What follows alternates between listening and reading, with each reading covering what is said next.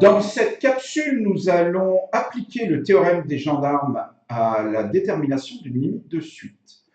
Et nous allons traiter cet exercice dans son entièreté.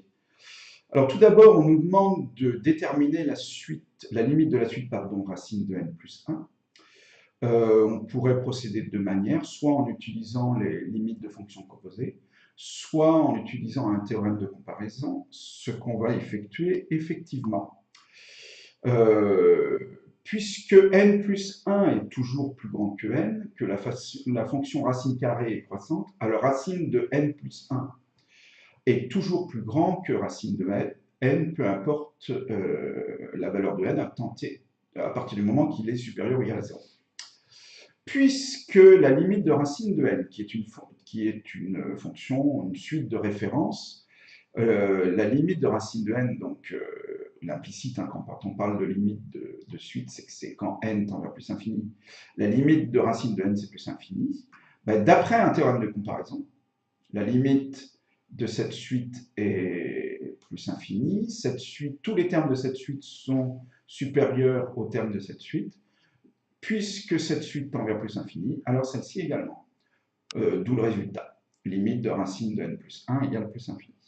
Alors la seconde question, on nous demande de conjecturer le comportement de un. Alors bon, lorsque n tend vers plus infini, a priori, c'est savoir si il y a une limite, si cette limite est finie ou pas.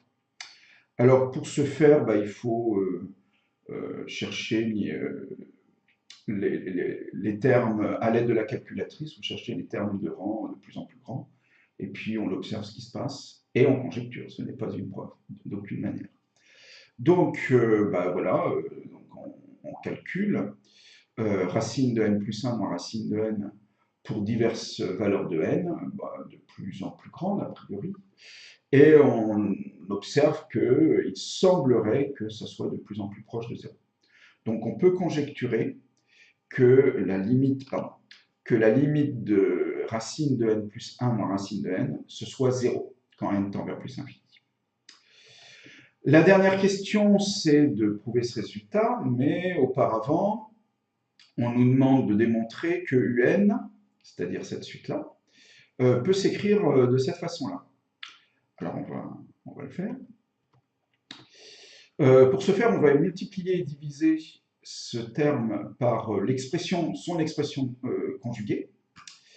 L'expression conjuguée de racine de n plus 1 moins racine de n, je vous rappelle, c'est racine de n plus 1 plus racine de n. Donc je multiplie et divise ce terme par son expression conjuguée, ce qui maintient sa valeur égale.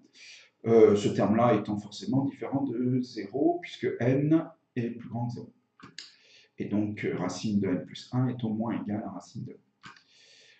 Là, je vais développer le numérateur en utilisant l'identité remarquable a moins b facteur de a plus b. A moins b facteur de a plus b, c'est a carré moins b carré. Donc là, je vais avoir n plus 1 moins n. Les n vont s'annuler. Il n'en restera plus que 1. Le dénominateur, c'est celui-ci. Et c'est ce que je cherchais à prouver. Alors, on nous demande de déterminer une majoration, que je vais vous remontrer. Donc, on a bien démontré cette égalité. On va essayer de prouver donc, que un est inférieur ou égal à 1 sur 2 racine de n. Alors, nous allons nous servir, bien entendu, de ce résultat-là, du fait que n soit égal à ça. Alors, on va partir du fait que n étant supérieur ou égal à 1, n plus 1 alors, n est supérieur ou égal à 1, mais n plus 1 est plus grand que n. Donc j'ai cette double inégalité. Donc si je passe à la racine, comme la fonction racine carrée est croissante, le sens de l'inégalité va être maintenu, tous les termes sont positifs. J'ai bien racine de n plus 1 est supérieur ou égal à racine de n, qui lui-même est supérieur ou égal à racine de 1, qui est égal à 1. Je vais additionner, alors là je vais me concentrer sur ces deux termes-là pour l'instant. J'additionne à chacun des membres de cette inégalité racine de n. Donc là, ça fait racine de n plus 1 plus racine de n. Ici, ça fait racine de n plus racine de n. Et là, bon, on fait de même, c'est 1 plus racine de n, mais comme n est supérieur ou égal à 1, c'est la raison pour laquelle on est passé à n supérieur ou égal à 1 d'ailleurs, 1 plus racine de n est lui-même plus grand que 2. Donc j'abandonne le 1 plus racine de n au profit de 2. Et puis là, je vais passer à l'inverse. Donc ces termes-là,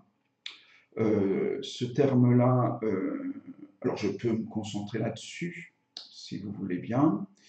Ce terme-là est plus grand que celui-ci, donc les inverses sont rangés dans l'ordre contraire. Donc l'inverse de ce nombre-là est inférieur ou égal, je change le sens d'une égalité, à l'inverse de celui-ci, 1 sur 2 racine de n.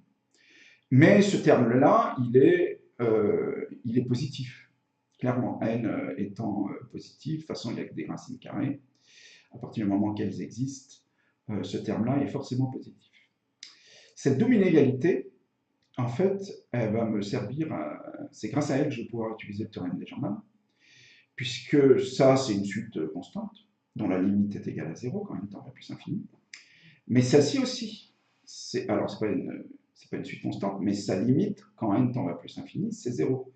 Puisque racine de n tend vers plus infini, 2 fois quelque chose, une suite qui tend vers plus infini, ben, c'est plus infini. Et 1 sur une suite qui tend vers plus infini, ça fait 0.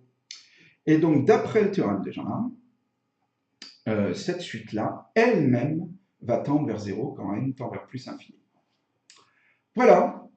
Alors, c'était un petit peu délicat, mais nous sommes arrivés au bout de la démonstration souhaitée, la démonstration de la conjecture. Ça confirme la conjecture.